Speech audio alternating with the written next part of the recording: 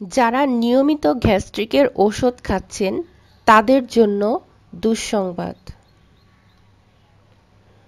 গলা জ্বালাপোড়া বা পেটে গ্যাসের সমস্যা থেকে রেহাই পেতে এক ধরনের ওষুধ সেবনে আমাদের কিডনিতে ক্ষতিকর প্রভাব ফেলতে পারে বলে সতর্ক করেছেন গবেষকরা। গবেষকরা প্রমাণ করেছেন প্রোটন পাম্প ইনহিবিটরস জাতীয় ওষুধ দীর্ঘস্থায়ী কিডনি রোগ তৈরি করে। নিউ ইয়র্কের স্টেট ইউনিভার্সিটির শিক্ষক অধ্যাপক প্রদীপ আরোরা ও তার গবেষক দল ৭১,৫১৬ রোগীর পরীক্ষা করেন, যাদের মধ্যে ২৪,১৪৯ জন দীর্ঘমেয়াদী কিডনি সমস্যায় আক্রান্ত। এসব রোগীর মধ্যে ২৫% পিপিআইএস জাতীয় ওষুধ সেবন করেছেন।